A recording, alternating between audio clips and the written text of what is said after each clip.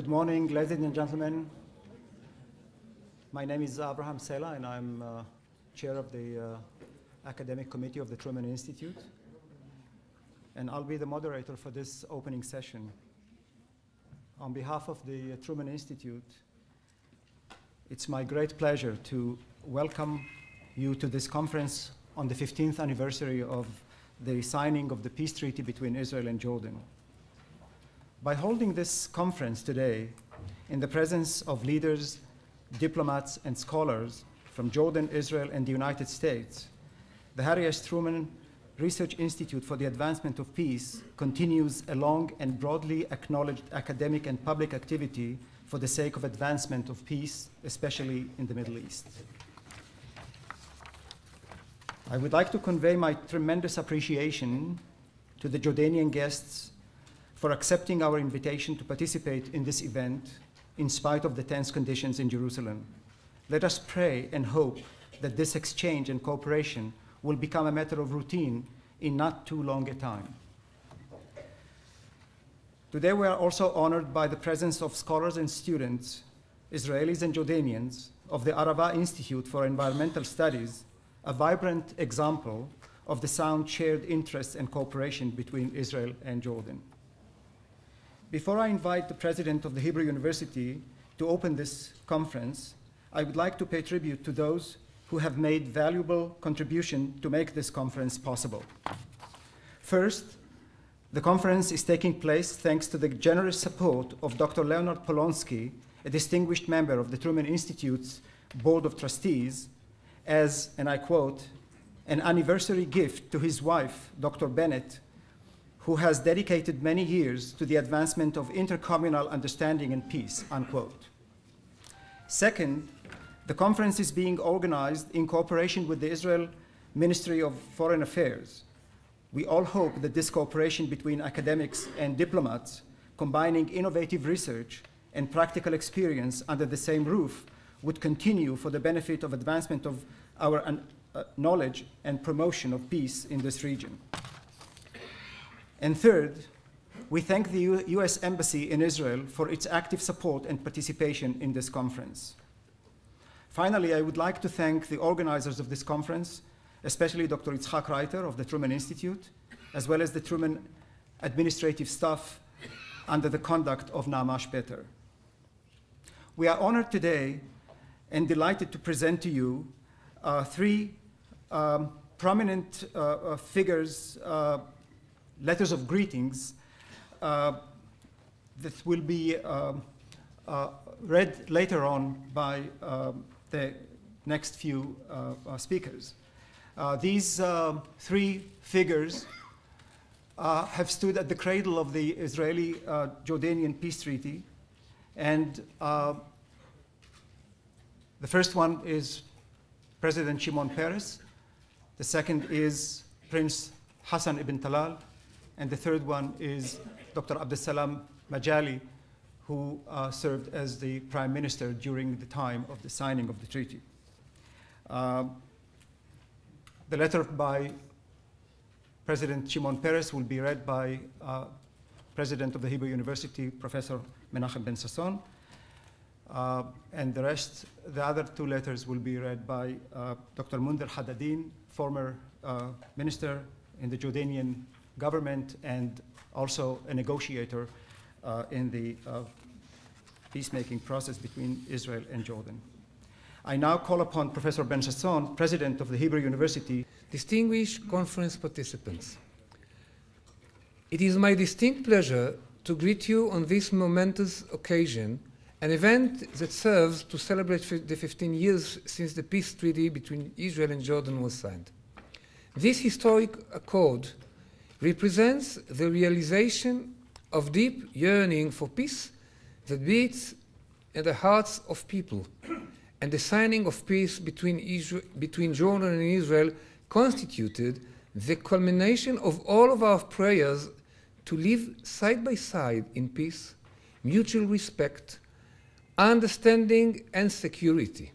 Jordan and Israel heeded the longing expressed by their people for a better life and turned dreams into reality. Indeed, constructive peace is represented by the economic cooperation encapsulated in the promotion of the industrial parks, and hopefully the peace negotiations with the Palestinians will be renewed soon. The aim is to reach an agreement based on the principles of two states living in peace alongside one another with Jordan.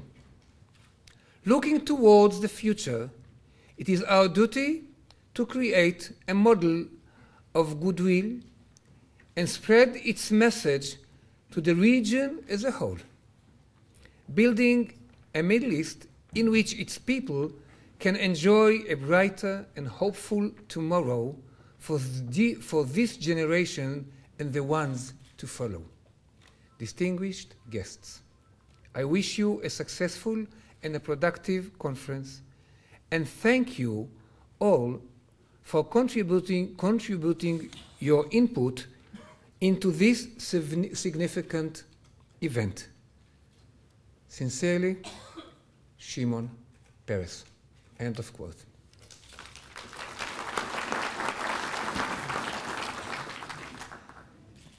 The conference is opened.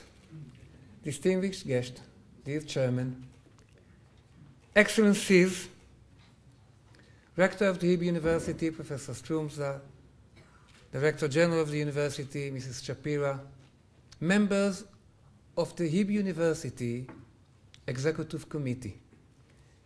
I know that you stopped your deliberation for a while to come and celebrate with all of us the making of the peace agreement between Israel and Jordan, and actually it deserves it. And you're not going to be sorry for the postponing of your deliberations in your committee discussions. After me, you'll hear the professionals. I would like to bring you the greetings of the Hebrew University, the feeling in the hearts of the students, of the professors, and to share with you with personal feelings what's the meaning of a peace treaty between ourselves and Jordan. Mutual projects. The first that I had to go, I wanted to go, and I changed my life in order to see the Jordanian arena as a member of the faculty of the Hebrew University, gave to me a completely different view on the meaning of our Mediterranean life. You go to Madaba and you see the map. You see the horizons and you see how people envisioned the Middle East in their time, in the same colors, with their proportions. You want to emphasize Jerusalem? You've got Jerusalem 1,600 times in proportion to other cities in Madaba. You want to see the other holy cities in the region? You can see them. It is based on a literary text, but at the same time on a conception of one region, of one Middle East, of sharing with Christians at that time and Muslims. And then, if you are patient enough and you've got the right transportation and the right guide, you go to Qusar Amara. And there you see the pride of the Umayyad architecture using the heritage of ages of history. I mean, I saw it here down around Jericho, but all of a sudden you see not only the floor, but also the building. And again, the horizons and the meaning of one sky, one land, one past, one future.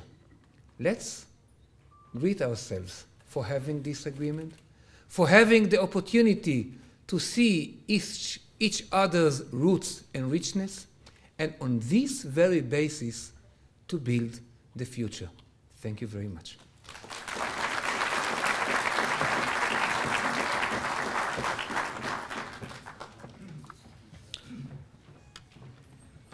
I now call upon Dr. Munzer Haddadin to convey to you the letters from Prince Hassan. Good morning, ladies and gentlemen, distinguished participants.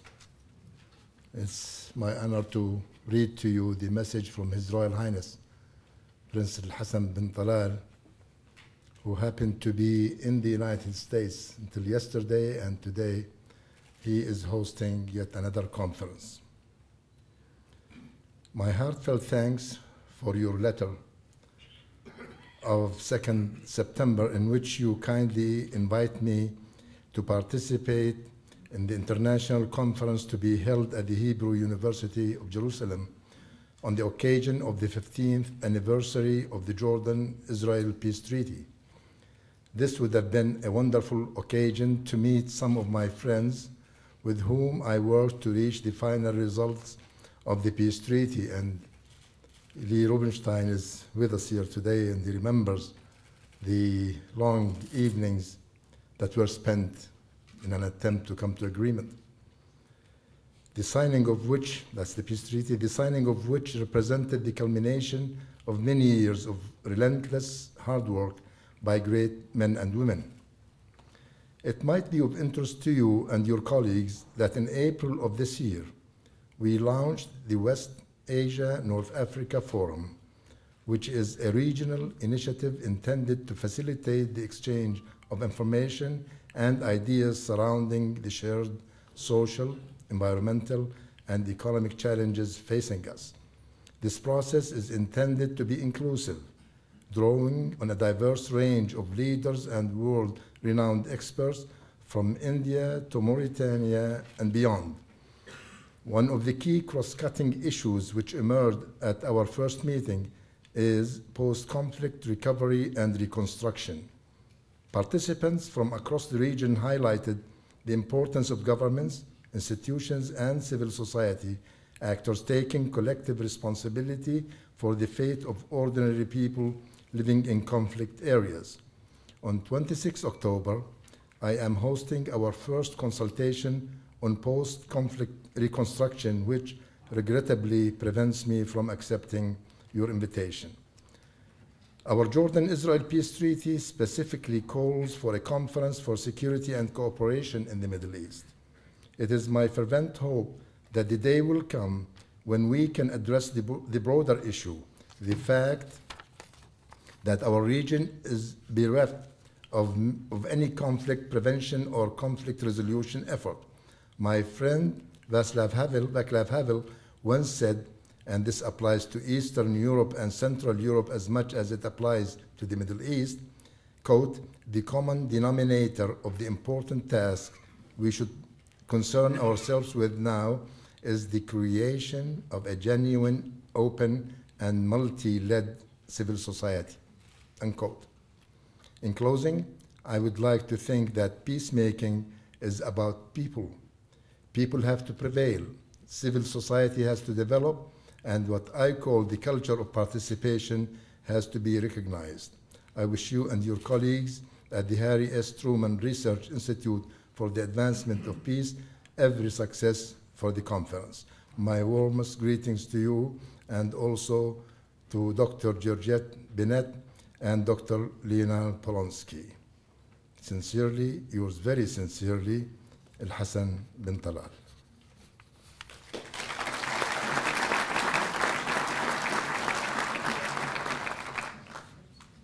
Shall I carry on?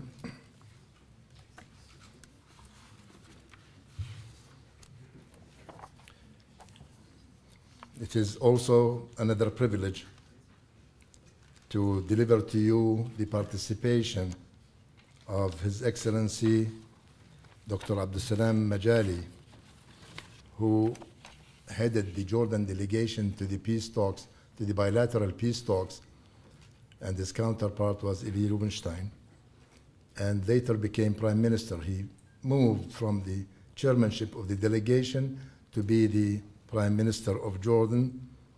How come I forgot you, Excellency? Ali Laid, the ambassador of Jordan to Tel Aviv, was also our colleague in the peace process. I was younger. You were young, you're still young, energetic, as always. Excellencies, ladies and gentlemen, Assalamu alaikum wa rahmatullahi wa barakatuh. Peace be upon you all. I would like to thank the organizers for inviting me to take part in this important symposium. As I am unable to be with you in person, I have requested my good friend and another prominent peacemaker, His Excellency Dr. Munir Haddadin, to read this message on my behalf. For decades, the Arab-Israeli conflict has perplexed politicians and public alike. Many believe they know how to resolve it, if only the right people would take the right moves at the right time. Yet, these solutions are often diametrically opposed. Are Israel and the Arab states destined to fight forever? I think not. The 1991 Madrid Peace Conference, facilitated by the United States and the Soviet Union at the time, was a watershed event because for the first time, Israel entered into direct, face-to-face, simultaneous negotiations with Syria, Lebanon, Jordan, and the Palestinians.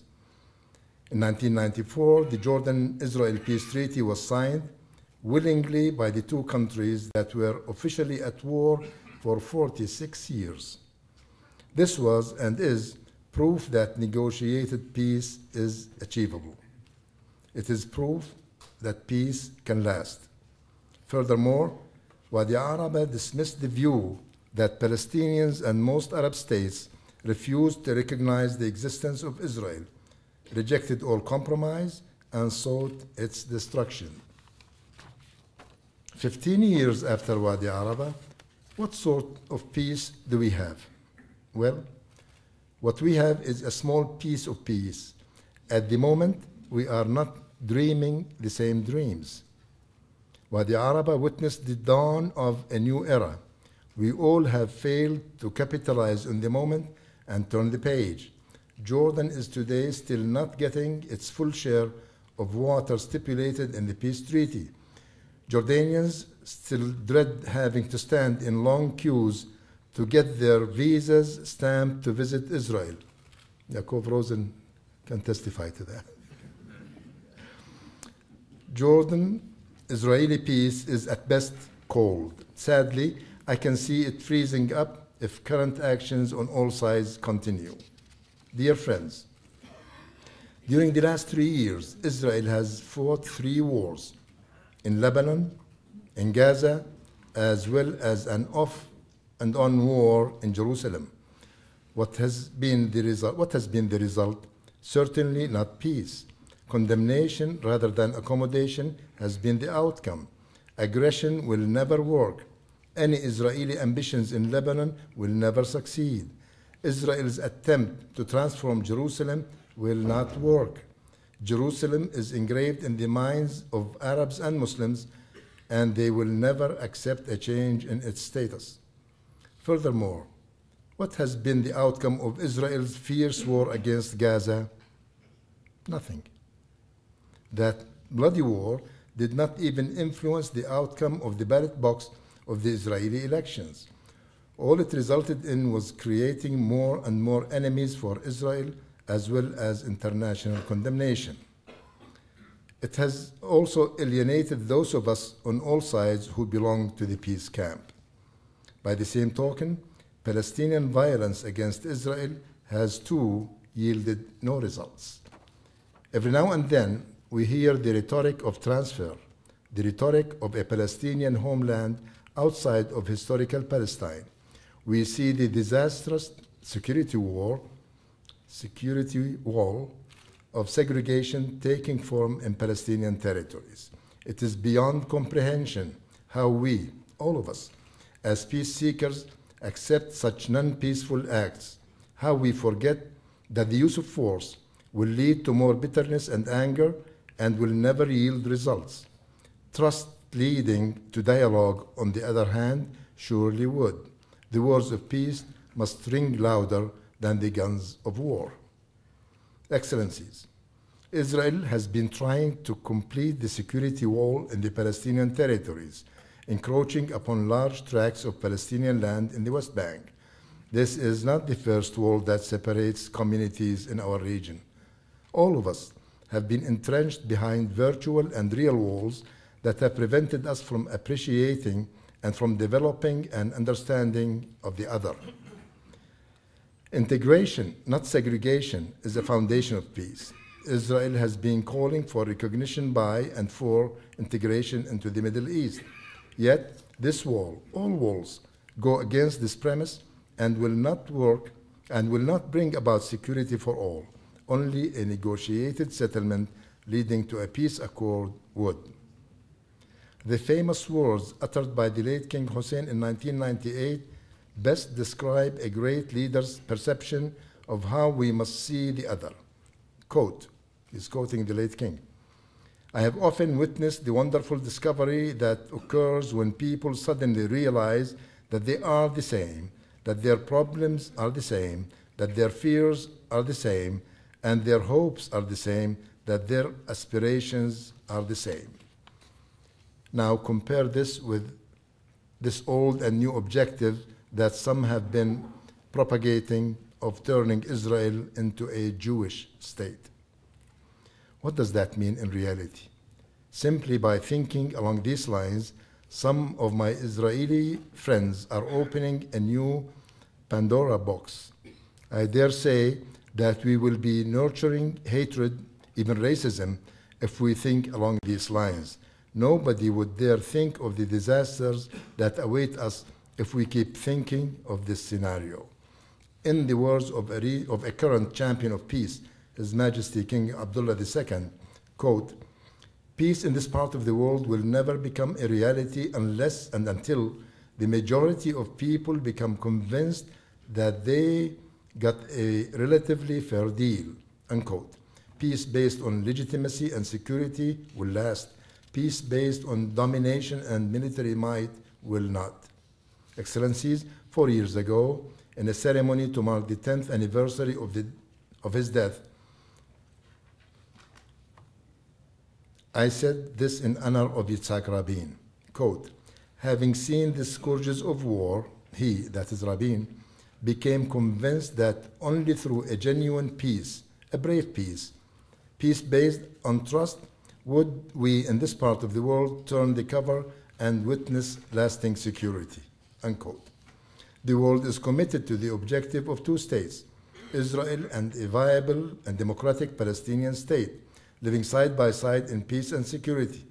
In this context, a fair solution should be found to the complex issue of Jerusalem and a just, viable, and agreed settlement of the Palestinian refugees issue.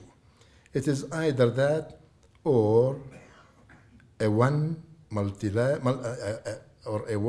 multi-ethnic, multi-religious, secular state of Jews, Muslims, and Christian Arabs and Druses, and whatever other constituent social group chooses to be part of the one-state solution. The world realizes that we must seek a regional resolution of the Middle East conflict unless and until all the parties, including the Syrians and the Lebanese, realize that they have achieved a fair deal, and on all fronts, peace in our times would be incomplete. Excellencies, fortress mentality does not work. Fortresses can no longer protect people. The flow of people, information, and indeed weaponry have rendered this premise obsolete. Military might alone will never guarantee security for any country. This conflict has already seen rivers of blood flowing without any gain. Both sides should give peace another chance by accommodating each other for their people's sake, for humanity's sake. The Arab Peace Initiative represents a concise and genuine move on the part of Arab states towards a final, just and lasting peace in the Middle East. It is balanced and satisfies both Israeli and Arab concerns. It must be risen to by the Israelis. We cannot afford to fail to capture the moment. Let me conclude with a quote by the late King Hussein, who at the funeral of Prime Minister Rabin in 1995 said, quote, "Let us not keep silent. Let our voices rise high to speak of our commitment to peace for all times to come. And let us tell those who live in darkness, who are the enemies of life, and through faith and religion, and the teachings of our one God, this is where we stand, this is our camp. Thank you.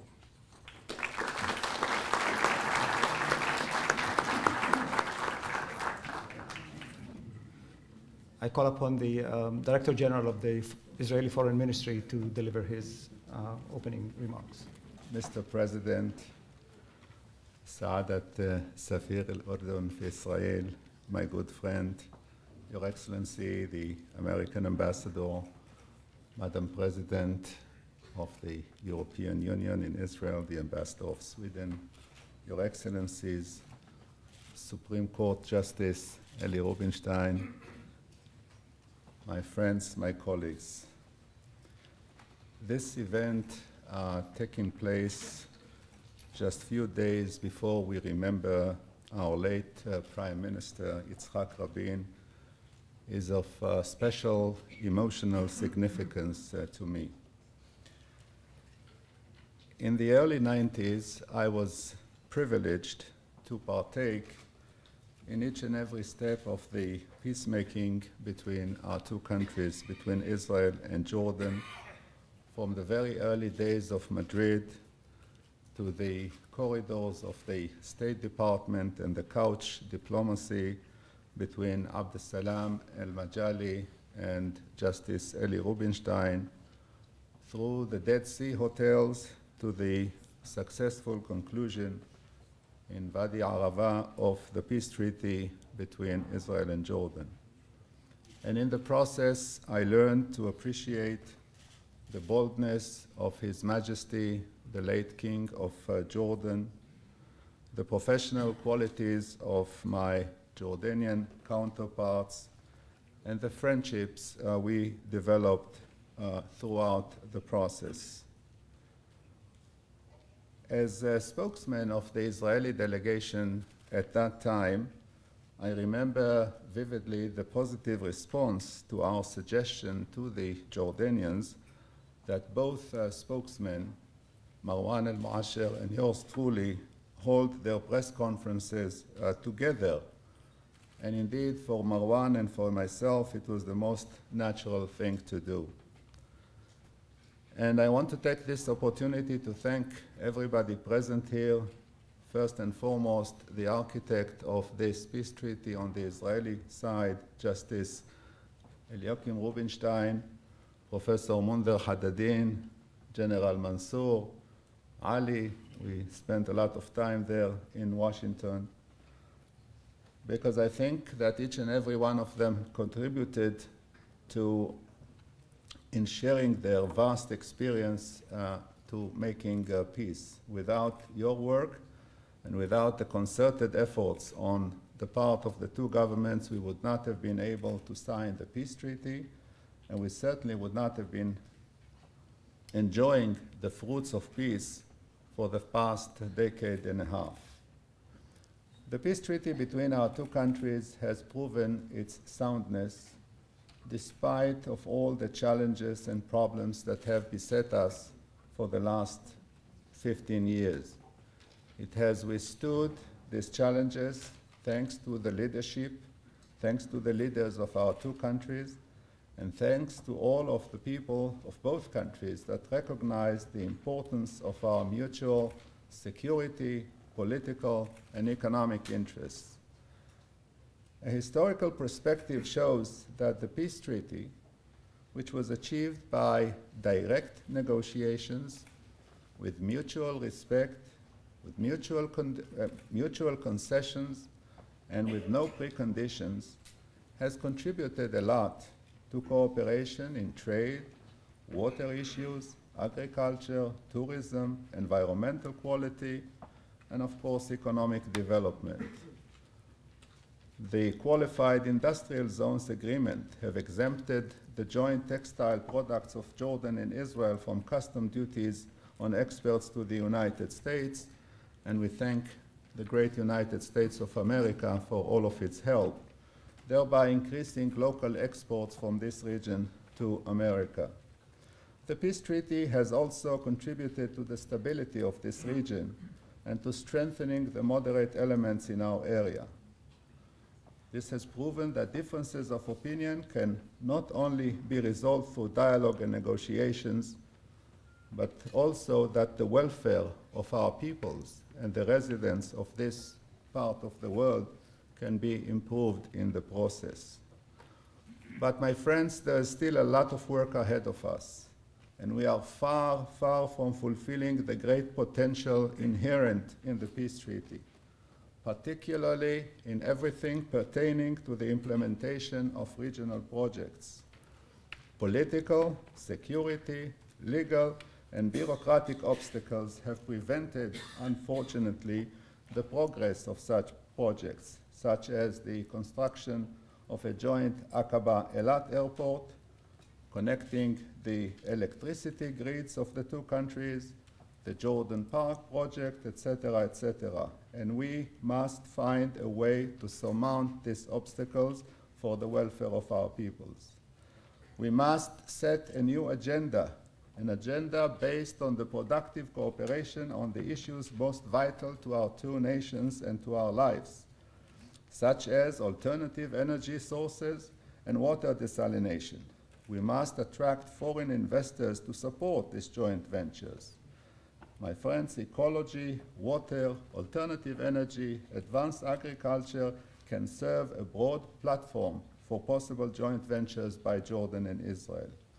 We have proven already the importance of cooperation in academic, agriculture, medicine, and sports, in contending with epidemics, in implementing biological pest control, etc.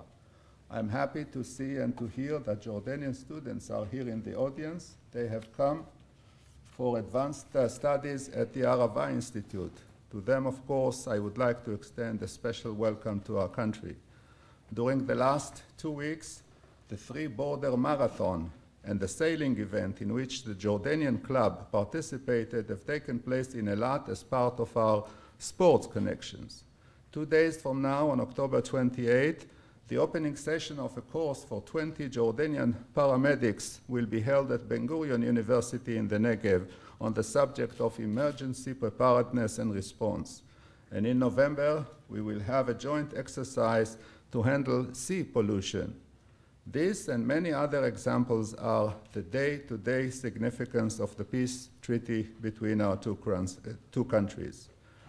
The crises that we have weathered over the years have proved once again that there is no substitute for continuing political dialogue between our two countries. This dialogue is vital, not only to ease the tensions and enhance the trust between us, but also to examine various creative solutions to the issues that face us.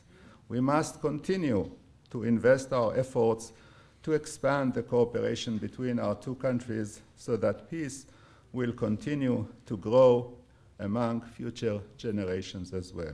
Thank you very much.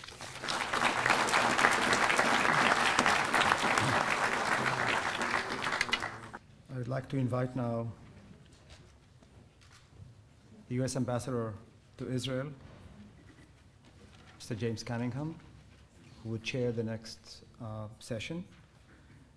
And the two ambassadors, Jordan's ambassador to Israel, Ali Al-Aid, and Israel's ambassador to Jordan, Jakub Rosen.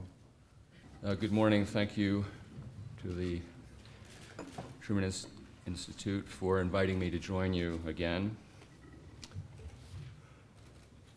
Distinguished guests, there's a wonderful Hebrew expression, may we meet on happy occasions. And this is indeed a happy occasion. It's my pleasure to be here again. Only 6 months ago in this room, we celebrated the 30th anniversary of the Egypt-Israel Peace Treaty. And today we convene to commemorate the 15th anniversary of the Israel-Jordan Peace Agreement and to pay tribute to the courage and vision of two great leaders, King Hussein and Prime Minister Rabin. These men continue to be an inspiration to all of us as we work toward peace between Israelis and Arabs. Both men dreamed of a better life for their peoples and for the peoples of the entire region. and they took the monumental steps necessary to create a permanent peace. Both leaders demonstrated overwhelming commitment at tremendous personal sacrifice. The United States values its long and close relationship with both Israel and Jordan. While the majority of credit for the agreement belongs to King Hussein and Prime Minister Rabin, my country also provided valuable support in pursuit of the agreement. After 2 years of discussions in Washington, Israelis and Jordanians, King Hussein and Prime Minister Rabin, reached a common agenda in September 1993, and in July 1994 signed the Washington Declaration with President Clinton as a witness. Then, exactly 15 years ago today, after a series of bilateral meetings, they signed the Treaty of Peace at the Arava Crossing, also in the presence of President Clinton. Ambassador Sam Lewis noted that no other major power in history has expended so much diplomatic effort over so many decades to try to mediate peace among foreign nations as has the United States. The United States took some very practical steps to create the condition in which peacemaking could prosper. We worked with Jordan on debt relief, helped with military modernization, and assisted Jordan in international trade. And for Israel, the Oslo Accords provided political space to proceed with Palestinian talks.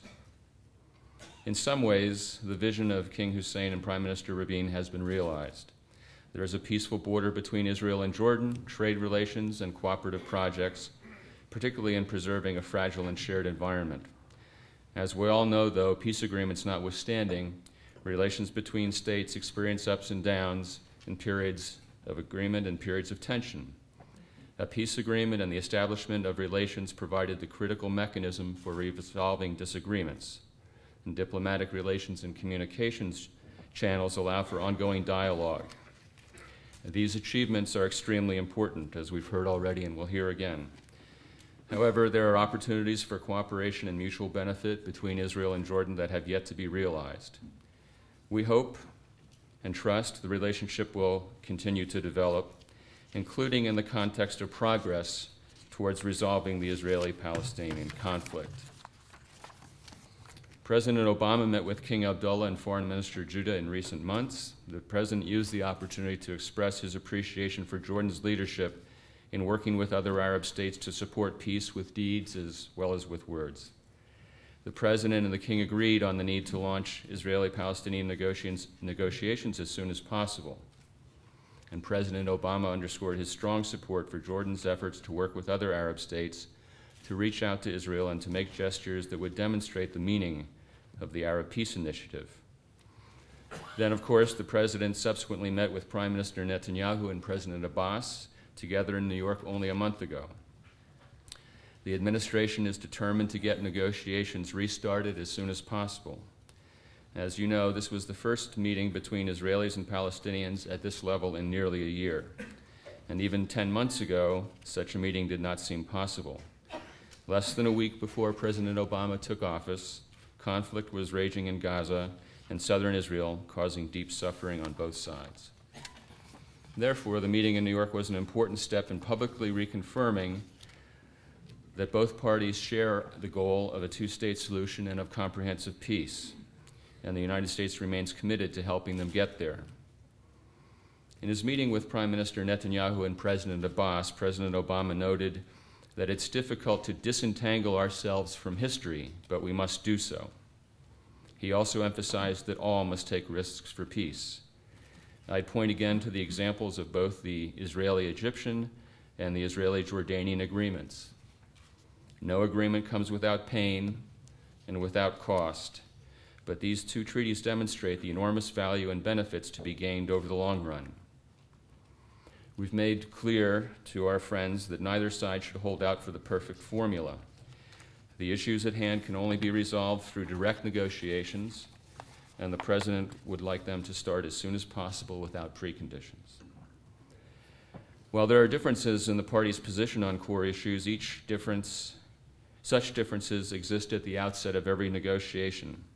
If we accepted that such differences would remain unbridgeable, no conflict would ever be resolved.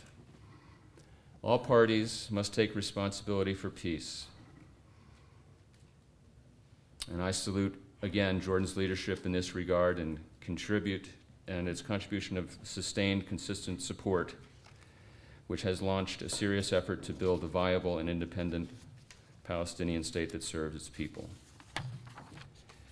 We do not seek negotiations for the sake of negotiations. We want more peace and less process. As we'll hear in the course of the day today, progress can be made and will be made through determined, patient, and persevering engagement in negotiations.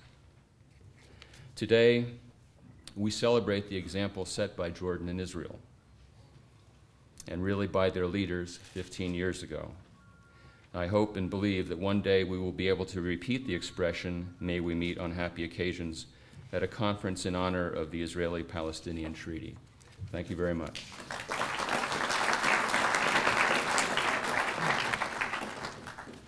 And now it's my pleasure to introduce my friend, Ambassador Ali Ayed, Ambassador of the Hashemite Kingdom of Jordan to the State of Israel. Ambassador Ali Ayed has had a rich and fascinating career, including having spent several years in Washington as Deputy Chief of Mission. More recently, he served as the head of the political department at the Jordanian Prime Ministry and advisor to the Prime Minister of Jordan. He was chargé d'affaires in Israel at the embassy and has served also at Jordan's embassy in Cairo.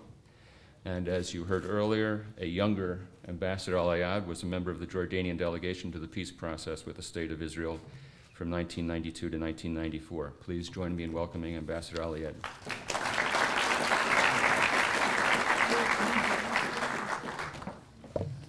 Thank you, Your Excellency. Good morning, everybody. Excellencies, Justice Eliakim Rubinstein, Excellency Minister Mandar Haddadin, General Mansour Abu Rashid, Father Nabil Haddad, I'm sorry. He's a good friend of mine, actually. You forget friends when you want to call their names, but forgive me. President of the University, Prince Hassan, Ambassador of the United States, James, a good friend, and Jakub Rosen, a good friend, the Ambassador of Israel to Jordan. Ladies and gentlemen, it is an honor and pleasure to me to be here with you today, celebrating the 15th anniversary of the Jordan-Israel Treaty of Peace. We all recall that day in which the Treaty of Peace was between Jordan and Israel on the 26th of October, 1994.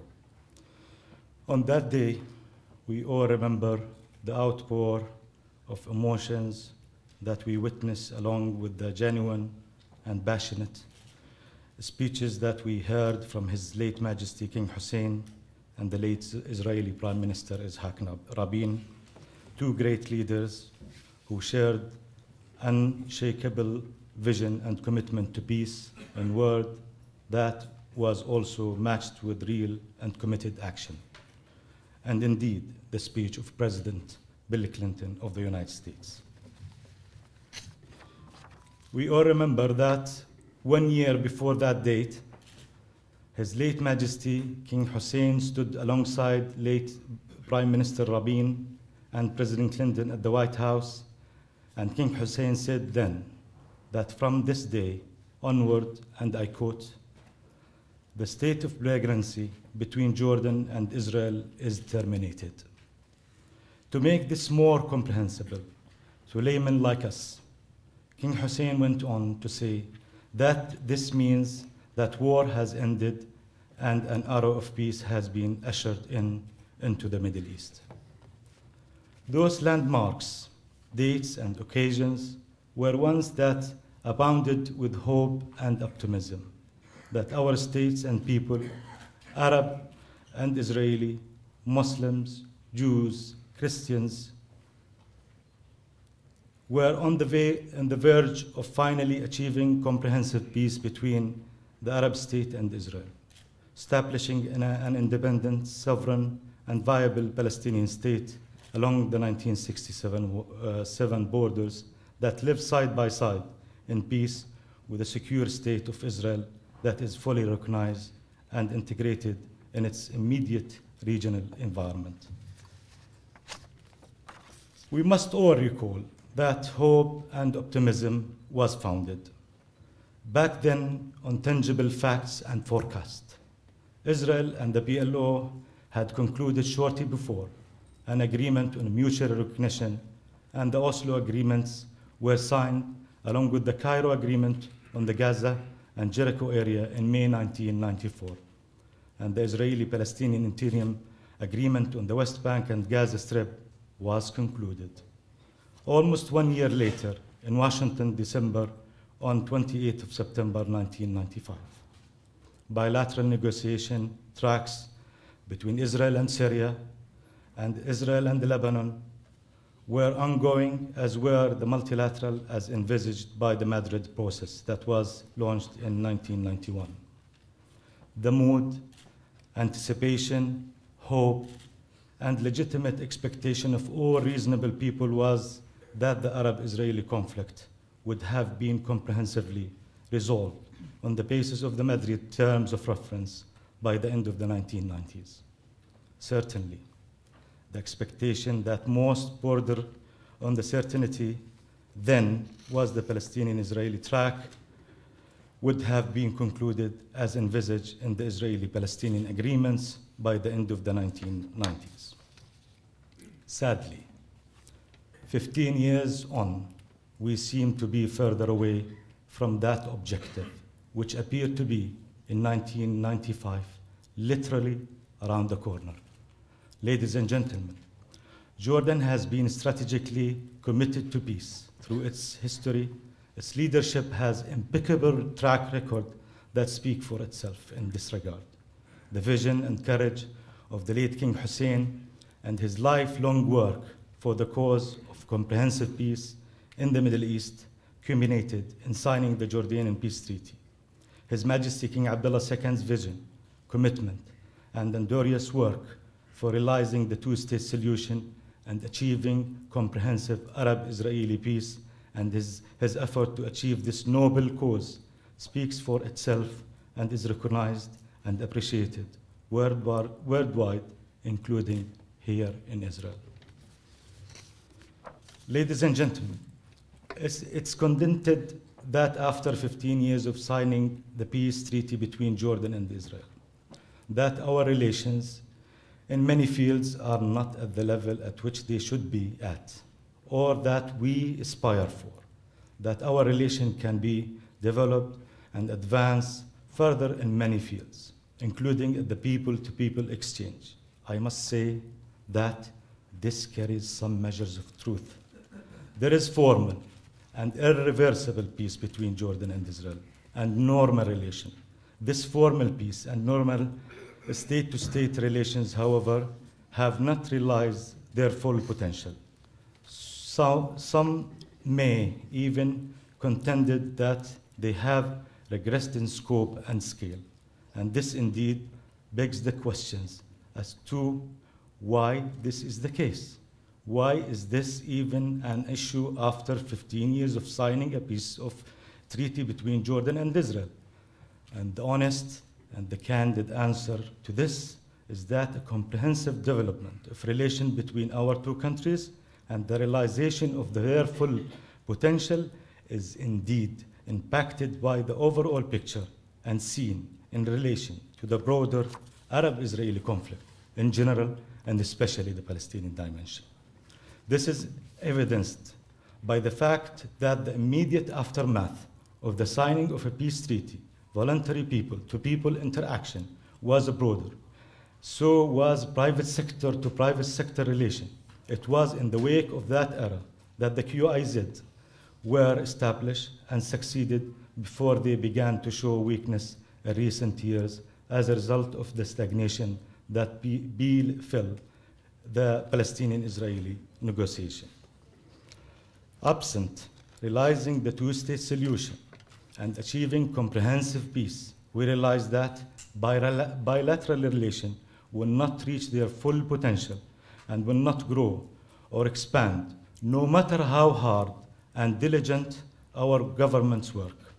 The collective Arab and Muslim psyche, including that of Jordanians, accept the two-state solution and Israel's right to exist and live in full peace and security for its own people and citizens.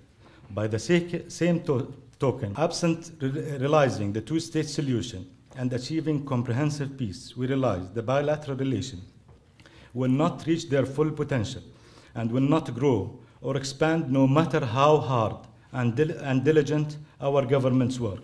The collective Arab and even Muslim psyche, including that of Jordanians, accept the two-state solution and Israel rights to exist and live in full peace and security for its citizens and own people. By the same token, it rejects any less than the realization of the independent, sovereign, and territorial integrity Palestinian state along the line of 1967, the willingness of our people to engage and expand our relation to the point of realizing their full potential is always affected by progress or regression on the front of negotiation pertaining to realizing the two-state solution within a comprehensive regional concept or context. The more promising the prospect for achieving this goal are, the more vibrant and expanding these relations are, and vice versa. Ladies and gentlemen, in Jordan, we know this for a long time, and we realize and recognize this reality more now after 15 years of formal peace between Jordan and Israel.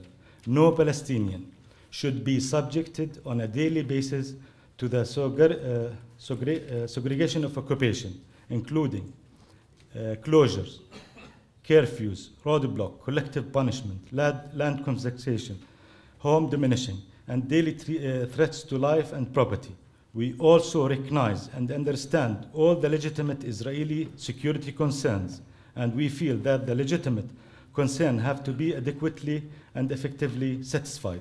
No Israeli citizen should feel threatened on a daily basis by the prospect of a rocket being fired at his neighborhood or of a bomb detonating on a bus that he is riding or in any other way. We trust that the two-state solution and achieving comprehensive peace is the only effective and ironclad recipe that will satisfy the security concern of Israel, the Palestinians, and all the states of the Middle East. Similarly, it is the only way to expand and solidify bilateral relations and even realizing the vision of the new interdependence Middle East, which was foreseen and advocated in the mid-1990s. Ladies and gentlemen, it is against this understanding and convictions that His Majesty King Abdullah II advocated and his work for realizing the two-state solution and achieving comprehensive peace on the basis of the internationally agreed upon term of reference, the roadmap, and the Arab Peace Initiative. The Arab Peace Initiative is a very important and crucial instrument that must attract more attention and consideration.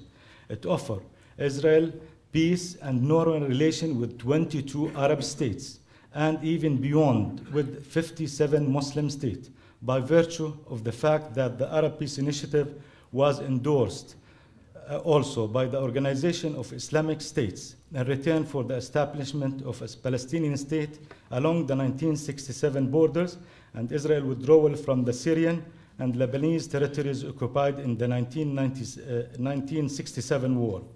The Arab Peace Initiative clearly envisions a comprehensive, final, and permanent end to the chronic Arab-Israeli conflict in a balanced manner that takes on board all the legitimate concerns of Israel and Israeli and those of the Palestinians and Arab state and their people. The Arab Peace Initiative has been an offer since 2002 and has been upheld in every Arab summit since, and in spite of certain events and regional realities that were giving weight to voices advocating its withdrawal, had it not been for the efforts of His Majesty King Abdullah II and Jordan and a group of other committed Arab states. It is really high time now that the Israeli government gives this important initiative the consideration that it deserves. And as His Majesty King Abdullah said in his recent interview with Haaretz, is Israel going to be Fortress Israel, or is it going to be part of this neighborhood? Because if there is no two-state solution, what future do we all have together? Ladies and gentlemen, we want to expand our relation, and we are committed to that objective. We realize the great potential that exists for our peoples and country. We also realize that all of this is doomed to be in the two-state solution, does not materialize urgently, and if comprehensive peace is not achieved, Jordan therefore firmly believes creating the conducive environment needed to resume negotiation on all tracks from the point at which they had stopped its vital. This required demonstrating leadership, commitment, and would give confidence and resonate with the other. It requires bold action on the front of stopping settlement activity in the occupied territory, at the heart of which is East Jerusalem. It requires bringing all neutral measures such as expansion in and under Al-Haram al-Sharif, and all measures and actions affecting the integrity of the holy site, home diminishing and investigation, impairing the work of the Waqf, and all other measures that would prejudge the outcome of the negotiation to stop. And indeed, any action in East Jerusalem, such as the one that happened around the Al-Aqsa Mosque most recently and yesterday, neither help the bilateral relation nor contribute to restoring faith and confidence, and therefore must be allowed to reoccur. Ladies and gentlemen, it requires equally the continuation of efforts aiming at preserving and solidifying the security of Israelis and Palestinians alike. The PA must continue the work that it has been doing over the past 2 years on the front of security reform and institution building, and indeed, action, remarks, and reference from all sides must stop. Timeline and benchmark negotiation must be launched without delay and with appropriate and effective monitoring and verification mechanism in place. Those have to be negotiations that cover all final status negotiation issue without exception and depart from where negotiation had stopped in the past. The timeline this time around must be near and must be a delivery regarding the benchmark. Those negotiations must be regarded and approached not as another process. They should be tackled heads-on and resolve final status issue, and they should not be allowed to drag on, especially that the parameters of the outcome are largely known and have been exhausted in previous negotiation. Ladies and gentlemen, Jordan is committed to assist in every way to achieve this goal, for we recognize and we know that a significant dimensions of our bilateral relation can only grow and expand in the context of realizing the two-state solution and the achievement of comprehensive peace. We urge that leadership be exercised as this is needed above all now. I wish to conclude by quoting His late Majesty King Hussein when, against the advice of his doctors at Mayo Clinic in the United States, insisted to assist President Clinton in his effort with Prime Minister Netanyahu and late PLO Chairman Arafat that led to the signing of the Y Agreement in 1998. His late Majesty said, and I quote,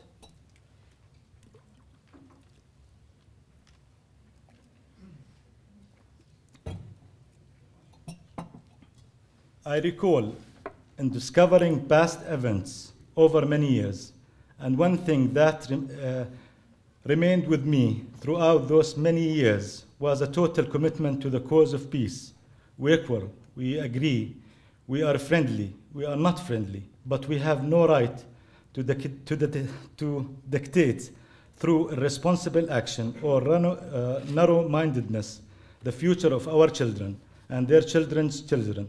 There has been enough destruction, enough death, enough waste, and it's time that together we occupy a place beyond ourselves, our people. This is worthy of them under the sun, the children of Abraham. Ladies and gentlemen, let us all join in hoping and praying that our celebration of the next anniversary of Jordan-Israel Treaty of Peace occur in the context of celebrating the realization of the two-state solution and the achievement of a comprehensive peace. Let us hope and pray that the guiding spirit of leaders is the one that His Majesty King Abdullah II expresses and urged in his interview in Haaretz in the last month. Thank you so much, and I'm sorry it took me a long time. I know we have a short time, but thank you.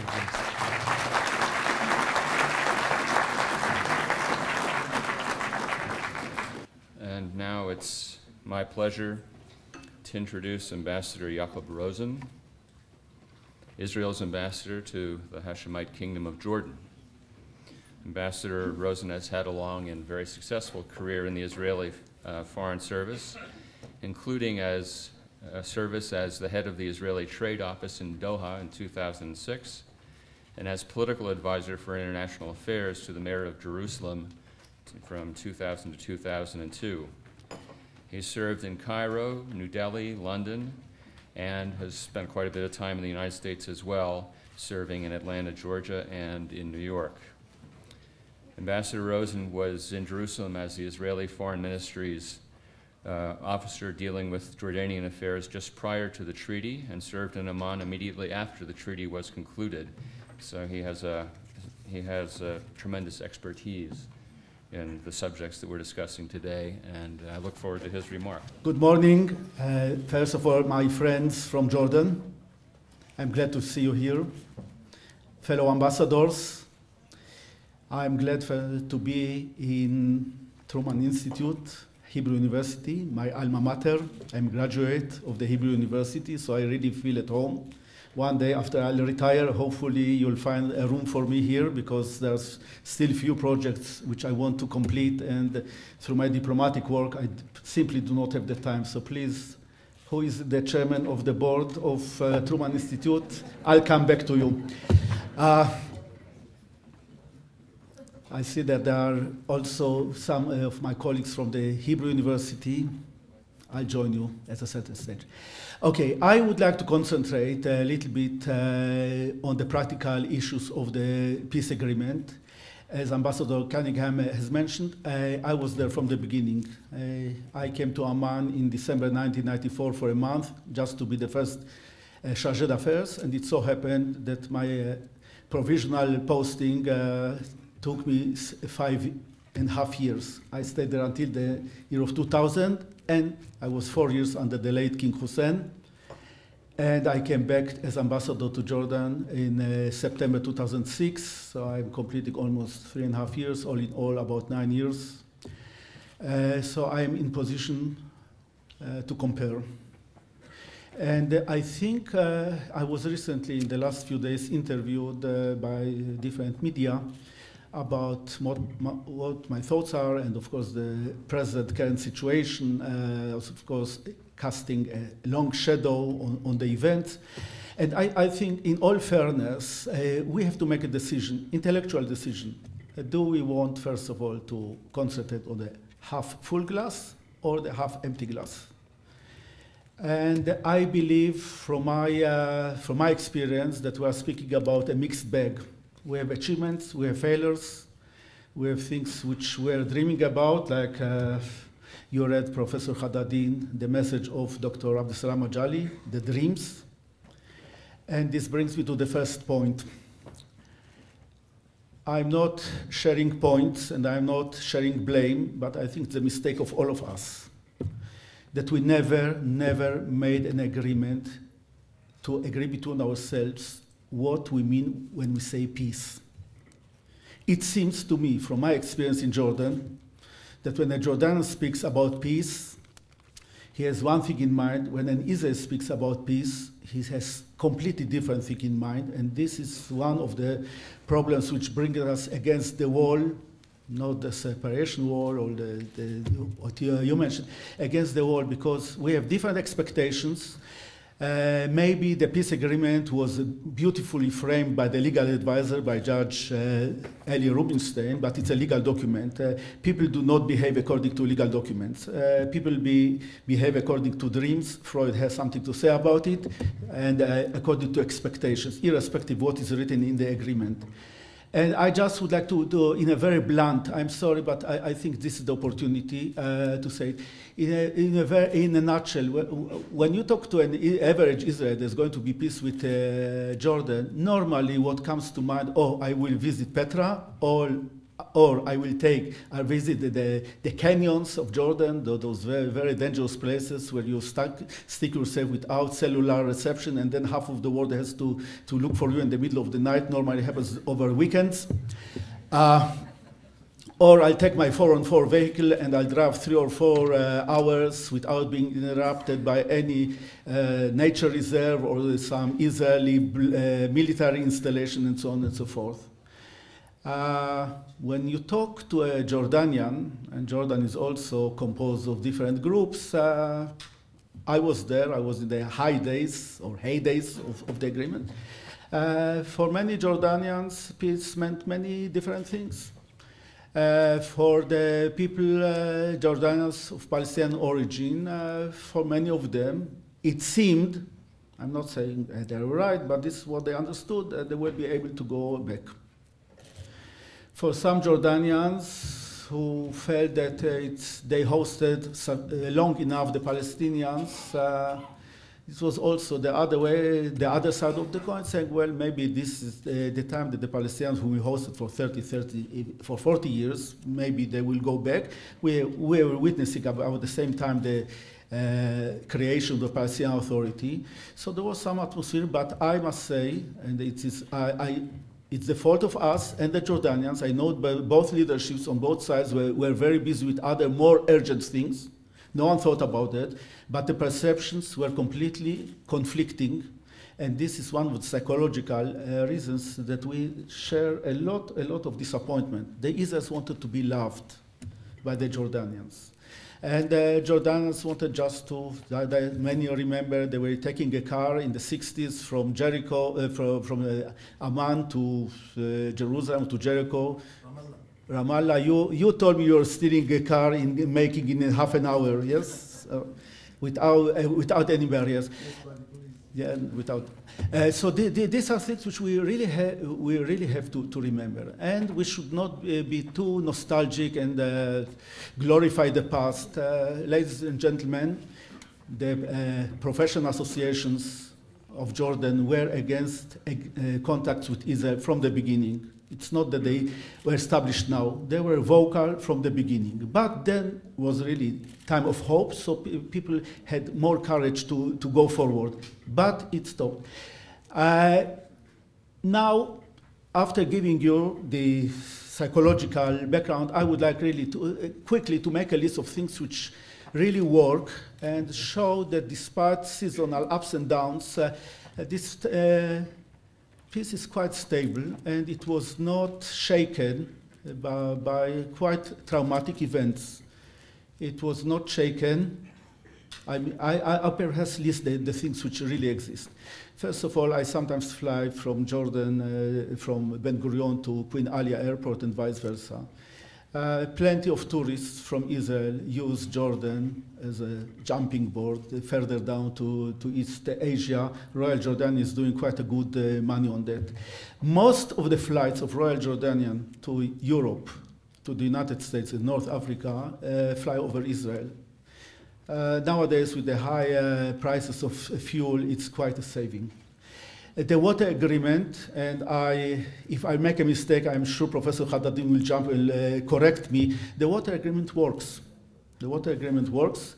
True, we did not manage to produce extra water, which we're supposed to do, but at least what we committed ourselves to, we are supplying, despite of the difficulties we ourselves have with supplying water for ourselves, and sometimes in the moments of crisis, we would, how would I say, borrow money, borrow water on the account of better years in the future, because Israel cannot afford a thirsty Jordan. A thirsty Jordan for Israel is a strategic problem. Luckily enough, the two first negotiators of water problems were the late Yitzhak Rabin, who was a graduate of an agricultural school, so he had the agricultural mind. I know that in the United States it doesn't sound good, but in the Middle East, agricultural mind is a very good term. And also Ariel Sharon, who was negotiating later on Professor Haddadin, the water issues, is also a farmer. I know that their motto was try to go towards the Jordanians as much as possible water-wise, because we cannot afford a thirsty Jordan. So these things do work, and I think it's very, very, very important to understand. We have quite a good cooperation between Eilat and Aqaba. I know all of us lament the fact that the airport was, Aqaba Eilat was not established. There are many reasons for that. I think mistakes were done on both sides, and I would like to elaborate, but I think we had problem with further neighboring countries who were not willing to serve or to allow aircrafts passing over their airspace if they have been left, if they have taken off from a joint airport. This is a problem. Perhaps once we shall be able to elaborate about it. But two international airports, Eilat and Aqaba, 6 kilometers away. Two international harbors, Aqaba and Eilat, 5 or 6 maritime miles away. You know how much coordination it necessitates. You know that one broken pipe of sewage in one of this of Eilat or Aqaba immediately affects the maritime life on both sides, and necessitates closure of beaches in both cities. These things are coordinated on a daily basis. There are no scandals, so you don't hear about it, but we should be aware that those do happen.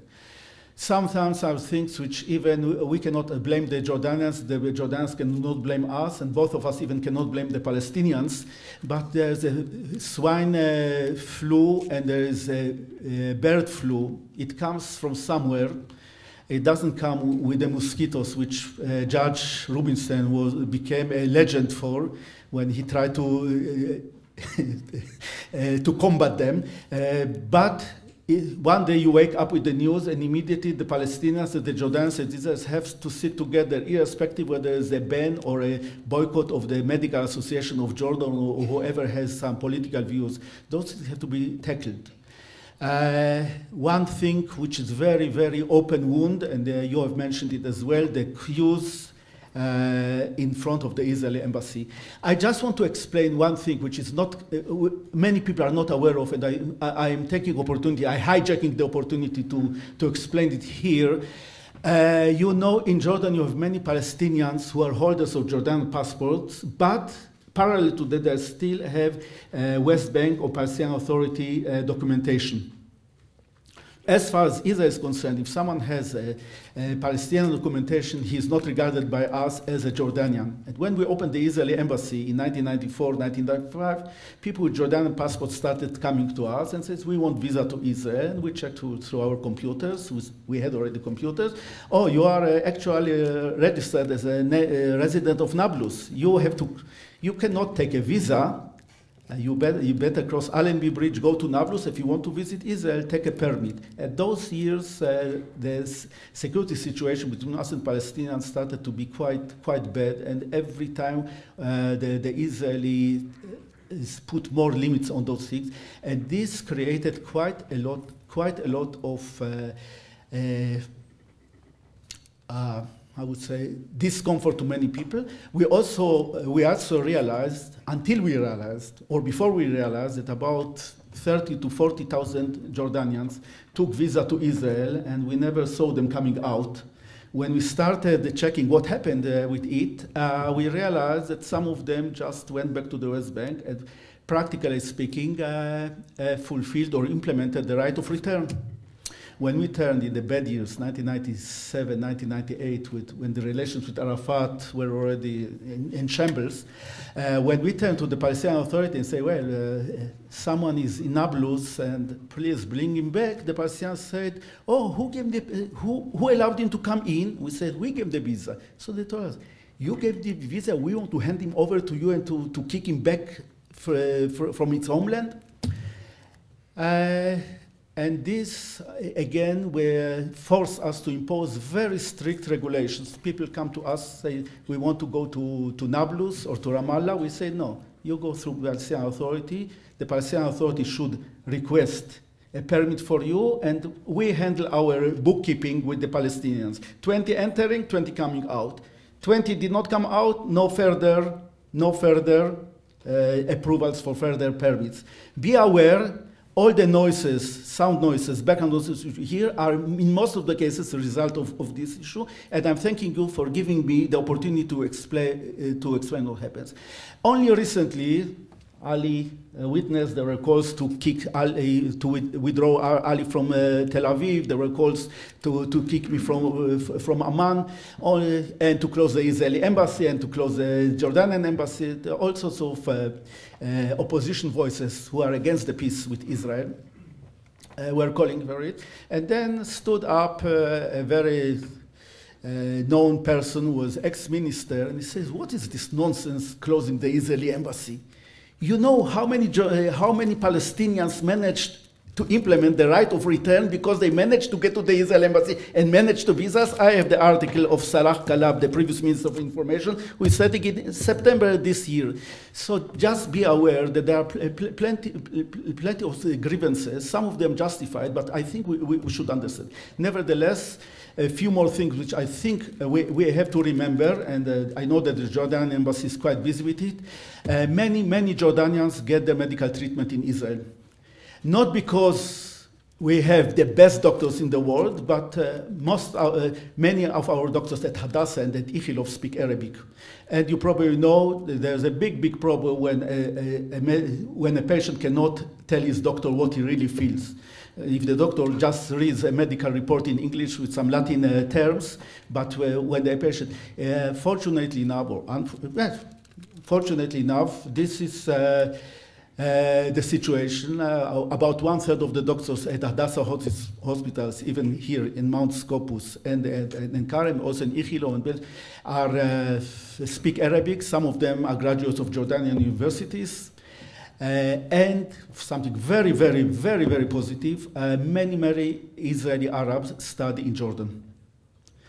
I live in Jerusalem. I'm a member of, I'm not advertising which Kupat Cholim, I'm a sick fund I'm a member of, but when I go in my advanced age, I sometimes need medicines for maintenance.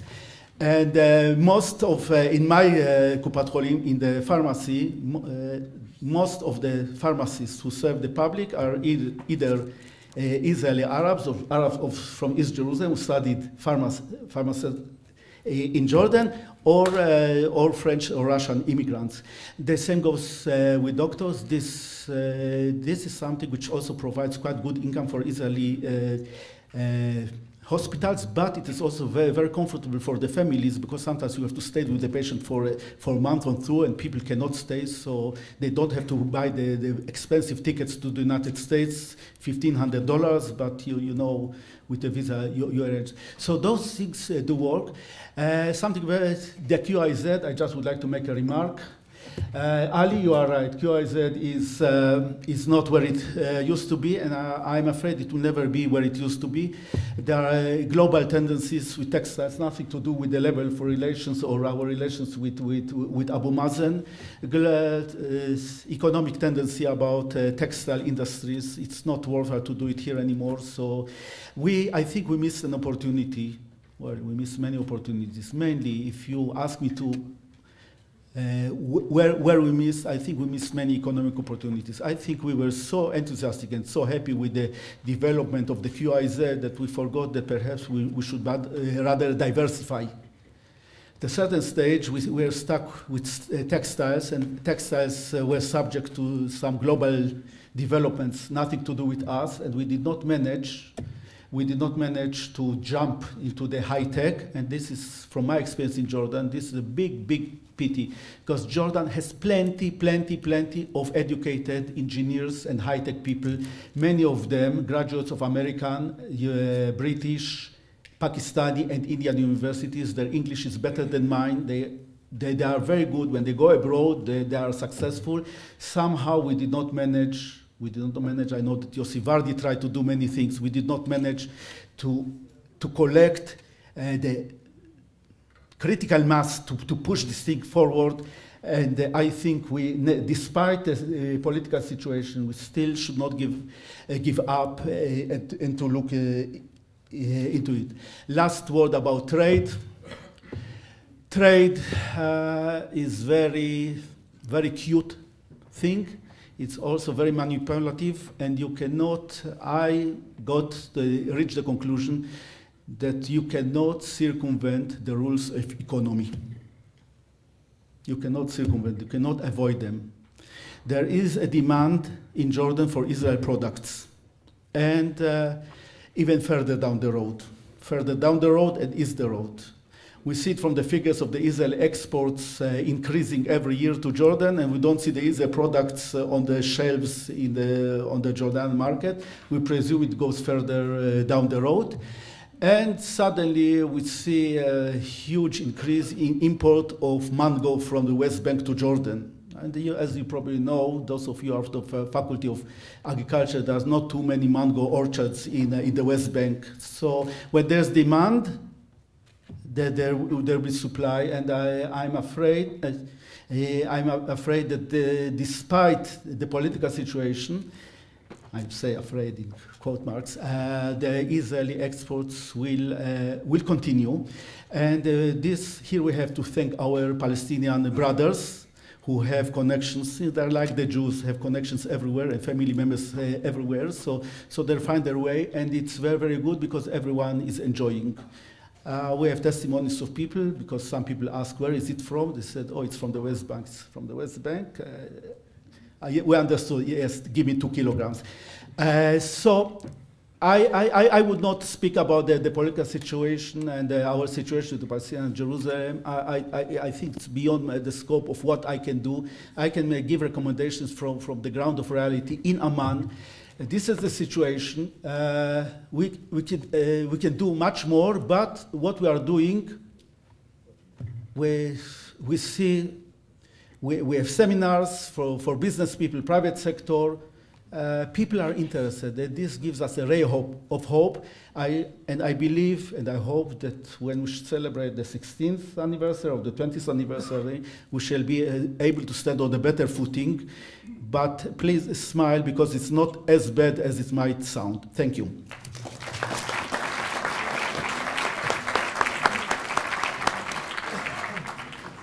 Well, thank you to our ambassadors.